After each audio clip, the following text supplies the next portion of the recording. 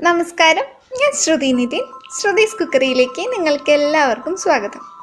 നമ്മൾ 3 റെസിപ്പികളായിട്ടാണ് വന്നിരിക്കുന്നത്. അപ്പോൾ 3 സിമ്പിളായിട്ട് നമുക്ക് ഉണ്ടാക്കാൻ പറ്റുന്ന, വളരെ കുറച്ച് ഇൻഗ്രീഡിയൻസ് വെച്ചിട്ട് എളുപ്പം ഉണ്ടാക്കിയെടുക്കാൻ പറ്റുന്ന ഒന്നായിട്ടാണ് വന്നിരിക്കുന്നത്. എളുപ്പത്തിൽ കുറച്ച് ഇൻഗ്രീഡിയൻസ് തന്നെ വെച്ചിട്ട് ഉണ്ടാക്കിയെടുക്കാൻ പറ്റുന്ന 3 തരം ഉപ്പേരികളായിട്ടാണ് ചെയ്യുന്നത്. അതിൽ 2 നമുക്ക് ഓണത്തിനോ വിഷുവിനൊക്കെ സദ്യയിൽ വിളമ്പാൻ പറ്റുന്ന ഉപ്പേരികളാണ്. അപ്പോൾ കുക്കിങ്ങിൽ തുടക്കക്കാർക്കോ അല്ലെങ്കിൽ ബാച്ചിലേഴ്സിനൊക്കെ ഈ വീഡിയോ ഉപകാരപ്രദമാണെന്നാണ് ഞാൻ വിചാരിക്കുന്നത്. അപ്പോൾ എക്സ്പേർട്ടുകളൊക്കെ ആണെങ്കിൽ നമ്മൾ സ്ഥിരം ഉണ്ടാക്കുന്ന ഉപ്പേരികൾ തന്നെയായിരിക്കും. അപ്പോൾ നിങ്ങൾ ഈ വീഡിയോ സ്കിപ്പ് ചെയ്തോളൂ. അപ്പോൾ നമുക്ക് ഈ 3 ഉപ്പേരികളും എങ്ങനെയാണ് ഉണ്ടാക്കാമെന്ന് നോക്കിയിട്ട് വരാം.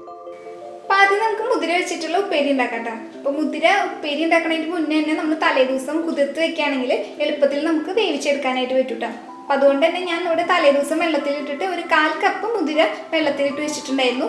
ഇപ്പോൾ അതൊരു 1/4 കപ്പ് ആണ് ഇട്ടതെങ്കിലും ഒരു 1/2 കപ്പിനേക്കാളും കൂടുതലുണ്ട്. എന്നാൽ 3/4 കപ്പിനേക്കാളും അത്ര ഇല്ലാത്ത രീതിയിലായിട്ട് നമുക്ക് മുതിര കിട്ടിയിട്ടുണ്ട് കേട്ടോ. ഇപ്പോൾ ഒരു 6-7 മണിക്കൂറെങ്കിലും നമ്മൾ കുതിർക്കാൻ വെക്കണം, എന്നാലാണ് നമുക്ക് നന്നായിട്ട് കുതിർന്ന് കിട്ടുള്ളൂ. അപ്പോൾ നമുക്ക് വേവിച്ചെടുക്കാനായിട്ടും എളുപ്പമായിരിക്കും.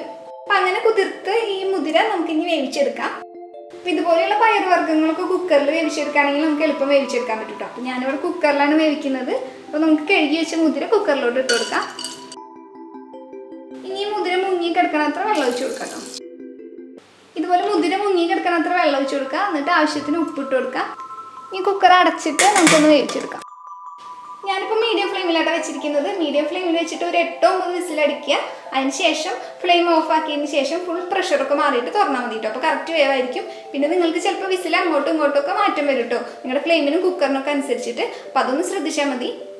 അപ്പോൾ അവിടെ മുതിര വേവണ സമയം കൊണ്ട് നമുക്ക് ഇതിലേക്ക് ആവശ്യമായിട്ടുള്ള, ഇത് കാച്ചാൻ ആവശ്യമായിട്ടുള്ള സാധനങ്ങളൊക്കെ ഒന്ന് ചതച്ച് വയ്ക്കാം കേട്ടോ. അപ്പോൾ ഞാനിവിടെ ഈ ഒരു അളവിലേക്കായിട്ട് ഇതുപോലെ ഒരു 5 ചെറുള്ളി നന്നാക്കി വെച്ചിട്ടുണ്ട്. പിന്നെ ഒരു 5 വെളുത്തുള്ളിയും കൂടി എടുത്തിട്ടുണ്ട്. പിന്നെ കുറച്ച് കറിവേപ്പിലായിട്ട് എടുത്ത് നോക്കുന്നത്. ഇതെല്ലാം കൂടിയിട്ടൊന്ന് നമുക്ക് ചതച്ചെടുത്ത് കൊണ്ടുവരാം. ഇപ്പോൾ ഇവിടെ മുതിര കാച്ചാനായിട്ടുള്ള ഉള്ളിയും വെളുത്തുള്ളിയും പിന്നെ വേപ്പിലയൊക്കെ ചതച്ച് വന്നിട്ടുണ്ട് കേട്ടോ. അപ്പോൾ ചതയ്ക്കാൻ പറ്റിയില്ലെങ്കിൽ നിങ്ങൾ അരിഞ്ഞെടുത്താലും മതി. ചതയ്ക്കേണ്ടതായിരിക്കും കൂടുതൽ, ഇങ്ങനത്തെ കറികൾക്കൊക്കെ ടേസ്റ്റ് കൂടുക.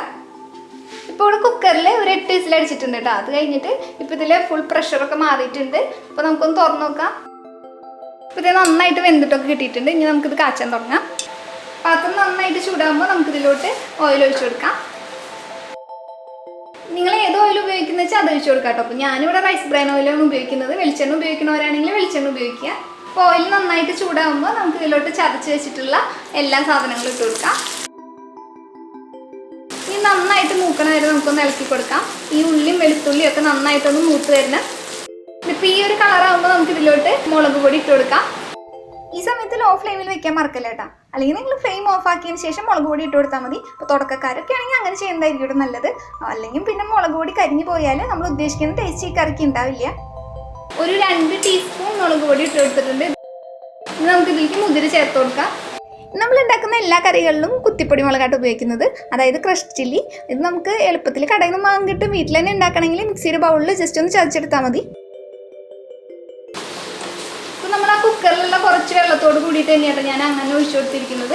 അതെന്താണെന്ന് വെച്ച് കഴിഞ്ഞാൽ അപ്പോൾ ആ വെള്ളം വെച്ച് വരുന്നതോടുകൂടി ഈ മുതിരക്കറി ഒന്ന് സെറ്റായിട്ട് വരും. അപ്പോൾ കൂടുതൽ ടേസ്റ്റ് ആയിട്ട് ഇരിക്കും. ഈ വെള്ളം വലിയന വരെ നമുക്കൊന്ന് ഇളക്കി കൊടുക്കാം. അപ്പോൾ ഇത് വെള്ളമൊക്കെ വലിഞ്ഞിട്ട് നമ്മുടെ മുതിരക്കറി റെഡി ആയിട്ടുണ്ട്. ഇനി നമുക്ക് ഓഫ് ചെയ്തിട്ട് വേറൊരു പാത്രത്തിലേക്ക് മാറ്റാം. പിന്നെ അടുത്തതായിട്ട് നമ്മൾ ഉണ്ടാക്കുന്നത് കായത്തൊലിയും പിന്നെ ഉണക്കപ്പയറും വെച്ചിട്ടുള്ള ഉപ്പേരി കേട്ടോ. ഇത് ഓണത്തിനൊക്കെ ഉണ്ടാക്കുന്ന ഒരു കറിയാണ്. ഇതെന്ന് വെച്ച് കഴിഞ്ഞാൽ ഓണത്തിന് കായ ഒക്കെ വറുക്കുമല്ലോ, അപ്പോൾ അത് കഴിഞ്ഞിട്ട് തൊലി ബാക്കി ഉണ്ടാവുമല്ലോ, അപ്പോൾ അത് വെച്ചിട്ട് നമ്മൾ ഉണ്ടാക്കുന്ന ഒരു കറിയാണ്. അപ്പോൾ ഓണസദ്യയിലൊക്കെ നമുക്ക് ഉണ്ടാക്കാൻ പറ്റുന്നതാണ്. ഇവിടെ ഉണക്കപ്പയറായിട്ട് എടുത്തിരിക്കുന്നത്. ഉണക്കപ്പയറാകുമ്പോൾ തലേ ദിവസമൊക്കെ വെള്ളത്തിലിടണം കേട്ടോ. ഒരു 6-7 മണിക്കൂർ മുന്നേ കുതിർക്കണം, എങ്കിൽ മാത്രമായിട്ട് എളുപ്പത്തിൽ നമുക്ക് വേവിച്ചെടുക്കാൻ പറ്റുള്ളൂ. അപ്പം അങ്ങനെ ഞാൻ കുതിർത്ത് വെച്ചിരിക്കുന്ന, കഴുകി വെച്ചിരിക്കുന്ന ഉണക്കപ്പയറാണ്. അതിവിടെ ഒരു 1/2 കപ്പോളം എടുത്തിട്ടുണ്ട് കേട്ടോ. അപ്പം 1/2 കപ്പോളം കുതിർത്തിയിട്ടുള്ള ഉണക്കപ്പയർ എടുത്തിട്ടുണ്ട്.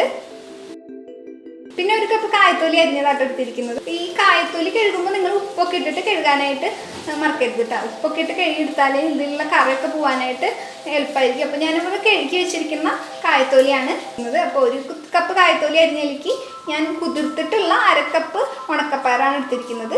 ഇനി നമുക്കൊന്ന് വേവിച്ചെടുക്കണം കേട്ടോ. കഴുകി വെച്ച ഉണക്കപ്പയറും പിന്നെ കായത്തൊലി അരിഞ്ഞതും കൂടി ചേർത്ത് കൊടുക്കാം കുക്കറിലോട്ട്. രണ്ടും ഒരുമിച്ചിട്ടിട്ട് നമുക്ക് എളുപ്പത്തിൽ വേവിക്കാം കേട്ടോ. ഇനി ഇത് വേവാനായിട്ടുള്ള വെള്ളം ഒഴിച്ചു കൊടുക്കാം. ഇതൊക്കെ ഒന്ന് മുങ്ങിക്കിടക്കണം അത്ര വെള്ളം തന്നെ ഒഴിച്ചു കൊടുക്കാൻ വേണ്ടിയിട്ട് നമ്മൾ.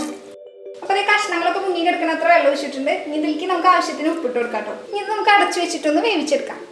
അപ്പോൾ കുക്കറിൽ കായത്തൊലിയും പയറും വേവണ സമയം കൊണ്ട് നമുക്ക് ഇതിലേക്ക് ആവശ്യമായിട്ടുള്ള ഉള്ളിയും വെളുത്തുള്ളിയും പിന്നെ വേപ്പിലയൊക്കെ ഒന്ന് ചതച്ച് വയ്ക്കാം. അപ്പോൾ ഞാനിവിടെ ഒരു 7 ചെറുള്ളി എടുത്തിട്ടുണ്ട്, പിന്നെ എടുത്തിരിക്കുന്നത് 7 വെളുത്തുള്ളിയാണ്, പിന്നെ കുറച്ച് കറിവേപ്പില എടുത്തിട്ടുണ്ട് കേട്ടോ. അപ്പോൾ ഇതൊക്കെ ചതച്ചെടുത്തിട്ട് കൊണ്ടുവരാം. മീഡിയം ഫ്ലെയിമിൽ വെച്ചിട്ടാണ് അപ്പോൾ ഞാൻ കായത്തോലും പയറൊക്കെ വേവിച്ചിരിക്കുന്നത്. ഒരു 4 വിസിലടിച്ചിട്ടുണ്ട്. 4 വിസിലടിച്ചതിന് ശേഷം ഇപ്പോൾ പ്രഷറൊക്കെ മുഴുവൻ മാറിയിട്ടുണ്ട്. അപ്പോൾ നമുക്ക് തുറന്നു നോക്കാം. ഇപ്പോൾ പയറും കായത്തോലൊക്കെ നന്നായിട്ട് വെന്തിട്ടുണ്ട്. കുറച്ച് വെള്ളം ഇതിലുണ്ട് കേട്ടോ, അത് കുഴപ്പമൊന്നുമില്ല. കാച്ചുമ്പോൾ നമുക്ക് കുറച്ച് വെള്ളം ഒഴിക്കാം, ബാക്കിയുള്ളത് നമ്മൾ അതിലൊഴിക്കാണ്ടിരുന്നാൽ മതി. അപ്പോൾ പാത്രം നന്നായിട്ട് ചൂടായിട്ടുണ്ട്. അപ്പോൾ ഇതിലോട്ടൊരു 2 ടേബിൾ സ്പൂൺ ഓയിൽ ഒഴിച്ച് കൊടുക്കാണ്. അപ്പോൾ നിങ്ങൾ ഉപയോഗിക്കുന്ന ഓയിൽ ഏതാണെന്ന് വെച്ചാൽ അത് ഒഴിച്ച് കൊടുക്കാം. അപ്പോൾ ഓയിൽ ചൂടായി വരുമ്പോൾ നമുക്ക് ഇതിലോട്ട് ചതച്ച് വെച്ചിട്ടുള്ള ഉള്ളിയും വെളുത്തുള്ളിയും വേപ്പിലയും കൂടി ചേർത്ത് കൊടുക്കാം. ഇനി ഇത് നല്ല ഗോൾഡൻ കളർ ആവുന്ന വരെ, അതായത് ഈ ഉള്ളിയൊക്കെ മൂക്കണ വരെ നമുക്കൊന്ന് മൂപ്പിച്ചെടുക്കാം. ഉള്ളി വെളുത്തുള്ളി മൂത്തിട്ട് ഇതുപോലെ ഒരു കളറാകുമ്പോൾ നമുക്ക് ഫ്ലെയിം ലോയിലാക്കി കൊടുക്കുക. എന്നിട്ട് മുളക് പൊടി ഇട്ട് കൊടുക്കാം. ഒരു 3 ടീസ്പൂൺ കുത്തിപ്പൊടി മുളക് ഇട്ട് കൊടുത്തിട്ടുണ്ട്. ഇതൊരു 10 സെക്കൻഡ് നന്നായിട്ടൊന്ന് ഇളക്കി കൊടുക്കുക ലോ ഫ്ലെയിമിൽ വെച്ചിട്ട്. എന്നിട്ട് നമുക്ക് വേവിച്ച് വെച്ചിട്ടുള്ള പയറും പിന്നെ കായത്തോലും കൂടി ഇട്ട് കൊടുക്കാം. ഇനി നമുക്ക് ഫ്ലെയിം കൂട്ടി വയ്ക്കാം. അപ്പോൾ കുറച്ച് വെള്ളത്തോട് കൂടിയിട്ടാണ് ഞാൻ ഒഴിച്ചു കൊടുത്തിരിക്കുന്നത്. അപ്പോൾ ആ വെള്ളമൊക്കെ വറ്റി വരുന്നതോടുകൂടി ഇതിൽ ആ മുളകൊക്കെ പിടിച്ച് നല്ല ടേസ്റ്റ് ആയിട്ട് കിട്ടും. ഇപ്പോൾ വെള്ളമൊക്കെ വറ്റിയിട്ട് നമ്മുടെ കറി റെഡി ആയിട്ടുണ്ട്. നമുക്ക് ഓഫ് ചെയ്തിട്ട് ഇത് വേറൊരു പാത്രത്തിലേക്ക് മാറ്റാം. പിന്നെ നമുക്ക് കൊത്തമര വെച്ചിട്ടുള്ള ഉപ്പേരിയും കൂടി ഉണ്ടാക്കാം. അപ്പോൾ അതിന് കുറച്ച് സാധനങ്ങൾ ഇനി നമുക്ക് വേണ്ട കേട്ടോ. കുറച്ച് സാധനങ്ങൾ വെച്ചിട്ട് നമുക്ക് ഈസി ആയിട്ട് തന്നെ ഉണ്ടാക്കിയെടുക്കാം. അപ്പോൾ അതിനായിട്ട് ഞാനിവിടെ കൊത്തമര ഇതുപോലെ കനം കുറച്ച് അരിഞ്ഞ് വെച്ചിട്ടുണ്ട്. അപ്പോൾ കനം കുറച്ച് ഇതുപോലെ അരിയാണെങ്കിൽ നമുക്ക് പെട്ടെന്ന് തന്നെ വാട്ടിയെടുക്കാനായിട്ട് എളുപ്പമായിരിക്കും കേട്ടോ. അപ്പോൾ കനം കുറച്ച് അരിഞ്ഞ് വെച്ചിട്ടുള്ള കൊത്തമര ഇതൊരു ഏകദേശം 1 കപ്പോളുണ്ട്. പിന്നെ ഒരു 3 ടേബിൾ സ്പൂൺ ചെറുകിയ തേങ്ങ എടുത്ത് വെച്ചിട്ടുണ്ട്. പിന്നെ കുറച്ച് ഉള്ളിയും പിന്നെ കറിവേപ്പിലയും കൂടി ചതച്ച് വെച്ച് വെക്കാം കേട്ടോ. ഉള്ളിയും കറിവേപ്പിലയും മാത്രം മതി നമുക്കിത് കാച്ചിയെടുക്കാനായിട്ട്. അപ്പോൾ അതിനായിട്ട് ഒരു 7 ചെറുള്ളി, മീഡിയം സൈസിലുള്ള 7 ചെറിയ ഉള്ളി ഇങ്ങനെ ചതച്ച് വെച്ചിട്ടുണ്ട് കേട്ടോ. ഇനി നമുക്കിത് ഉണ്ടാക്കാൻ തുടങ്ങാം. അപ്പോൾ കാച്ചാൻ വെച്ചിട്ടുള്ള ചട്ടി നന്നായിട്ട് ചൂടാകുമ്പോൾ നമുക്കിതിൽ ഓയിൽ ഒഴിച്ച് കൊടുക്കാം. ഞാനൊരു 2 ടേബിൾ സ്പൂൺ ഓയിലായിട്ട് എടുത്തിരിക്കുന്നത്. നിങ്ങൾക്ക് വെളിച്ചെണ്ണ വേണമെങ്കിൽ എടുക്കാം. ഞാനിവിടെ റൈസ് ബ്രാൻ ഓയിലാണ് എടുത്തിരിക്കുന്നത്. ഓയിൽ ചൂടാകുമ്പോൾ നമ്മൾ ചതച്ച് വെച്ചിട്ടുള്ള ഉള്ളിയും വേപ്പലയും കൂടി ചേർത്ത് കൊടുക്കാം. ഇത് ഇരുമ്പിൻ്റെ ചട്ടി ആയതുകൊണ്ട് തന്നെ വളരെ പെട്ടെന്ന് തന്നെ ആയി കിട്ടും. അപ്പോൾ ഉള്ളിയുടെ കളറൊക്കെ മാറിയിട്ടുണ്ട്. അപ്പോൾ ഞാൻ ലോ ഫ്ലെയിമിലേക്ക് ആക്കി കൊടുക്കുകയാണ്. ഇനി ഇതിലോട്ട് മുളക് പൊടി ചേർത്ത് കൊടുക്കാം. ചതച്ച മുളകാട്ടം ഞാൻ ചേർത്തിരിക്കുന്നത്. നിങ്ങളുടെ കയ്യിൽ അതൊന്നും ഇല്ലെങ്കിൽ സാധാ മുളക് പൊടി ഞാൻ ചേർത്താൽ മതി. ഞാനിപ്പോൾ ഒരു 2 ടീസ്പൂൺ മുളക് പൊടി ചേർത്തിട്ടുണ്ട്, ചതച്ചിട്ടുള്ള മുളക്. ഈ മുളക് ഒരു നല്ല മൂത്ത മണം വരുമ്പോൾ, അതായത് ഒരു 10 സെക്കൻഡൊക്കെ ഒന്ന് ഇളക്കിയാൽ മതി. 10 സെക്കൻഡ് കഴിഞ്ഞിട്ടുണ്ട്. ഇനി ഇതിലോട്ട് നമുക്ക് എടുത്ത് വെച്ചിരിക്കുന്ന നാളികേരം ചേർത്ത് കൊടുക്കാം. അപ്പോൾ നാളികേരം ഇട്ടിട്ട് ഒരു 10 സെക്കൻഡ് കഴിയുമ്പോൾ നമുക്ക് ഇതിലോട്ട് അരിഞ്ഞ് വെച്ചിട്ടുള്ള കൊത്തമരയും കൂടി ചേർത്ത് കൊടുക്കാം. ഈ സമയത്ത് മുളകൊക്കെ കഴിയാണ്ടിരിക്കാൻ ശ്രദ്ധിക്കണം കേട്ടോ. അങ്ങനെയാണെങ്കിൽ മുളക് കരിഞ്ഞ് പോയി കഴിഞ്ഞാൽ ചെറിയൊരു കയ്പ്പ് രസം ഉണ്ടാവും നമ്മുടെ കറിക്ക്. ബാക്കിയുള്ള എല്ലാ കൊത്തമരയും കൂടി നമുക്ക് ചേർത്ത് കൊടുക്കാം. ഈ സമയത്ത് നമുക്ക് ഇതിലേക്ക് ആവശ്യത്തിനുള്ള ഉപ്പ് ചേർത്ത് കൊടുക്കാം കേട്ടോ. എല്ലായിടത്തും ഒന്ന് നന്നായിട്ടൊന്ന് ഇളക്കി കൊടുക്കാം. നന്നായിട്ട് ഇളക്കിയതിന് ശേഷം നമുക്ക് ഇതിലോട്ട് കുറച്ച് വെള്ളം ഒഴിച്ച് കൊടുക്കാം. ഞാനിവിടെ ഒരു 2 ടേബിൾ സ്പൂൺ വെള്ളം ഒഴിച്ച് കൊടുത്തിട്ടുണ്ട്. ഇനി നന്നായിട്ടൊന്ന് ഇളക്കിയതിന് ശേഷം നമുക്കൊന്ന് അടച്ച് വെക്കാം കേട്ടോ. നമ്മളിങ്ങനെ അടച്ച് വെച്ചിട്ട് കുക്ക് ചെയ്യാൻ വേണ്ടിയിട്ട് ഒരു 5 മിനിറ്റ് ആയിട്ട് കിട്ടാം. അപ്പോൾ നമുക്കൊന്ന് തുറന്ന് നോക്കാം. ഇപ്പം ഇതായിട്ടുണ്ട്. അപ്പോൾ ഒരു 5 മിനിറ്റോട് കൂടി നമ്മളിത് വെന്ത് കിട്ടിയിട്ടുണ്ട് കേട്ടോ. അപ്പോൾ ഇടയിൽ നിങ്ങൾ ഒരു വട്ടം ഒരു 2 മിനിറ്റ് ഒക്കെ കഴിയുമ്പോൾ ഒന്ന് തുറന്നിട്ടൊന്ന് ഇളക്കി കൊടുക്കണം. ഇത്ര പോലും നിങ്ങൾ മെഴുക്കൊന്നും ഒഴിച്ചിട്ടില്ലെങ്കിൽ ചിലപ്പോൾ നിങ്ങളുടെ പാത്രത്തിനനുസരിച്ചിട്ട് ചിലപ്പോൾ എങ്ങാനും അടി പിടിക്കാനായിട്ട് ചാൻസ് ഉണ്ട്. അപ്പോൾ അതുകൊണ്ട് ഇടയിൽ 5 മിനിറ്റിൻ്റെ ഇടയിൽ നിങ്ങൾ ഒരു വട്ടമെങ്കിലും ഒന്ന് ഇളക്കി കൊടുക്കുക. എന്നിട്ട് പിന്നെ 5 മിനിറ്റ് കഴിഞ്ഞ് കൊടുക്കുമ്പോൾ ഇതിപ്പോൾ കറക്റ്റ് വെന്ത് കിട്ടിയിട്ടുണ്ട് കേട്ടോ.